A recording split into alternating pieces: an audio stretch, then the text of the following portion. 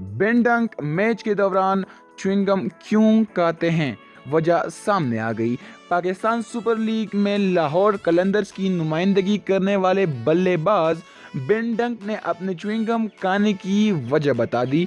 Karachi Kings के खिलाफ match जीतने के बाद गुफ्तगू करते हुए बेन डंक का कहना था कि वो अपने आप को फोकस रखने के लिए च्युइंगम खाते हैं।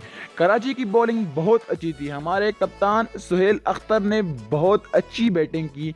ऑस्ट्रेलिया में मेरे अलावा और भी बेहतरीन खिलाड़ी मौजूद हैं। बहुत अच्छा लगा कि मेरी इनिंग्स से टीम मैच जीत गई। उम्मीद है हम जीत का सिलसिला जारी रखेंगे। ख्याल रहे कि कराची किंग्स के खिलाफ मैच में बेन डंक ने दुआदार बल्लेबाजी की और 99 रन्स के साथ नॉट आउट रहे। उन्होंने इनिंग्स के दौरान 12 छक्के भी लगाए, जो अपनी नौइयत का मुनफरिद रिकॉर्ड है।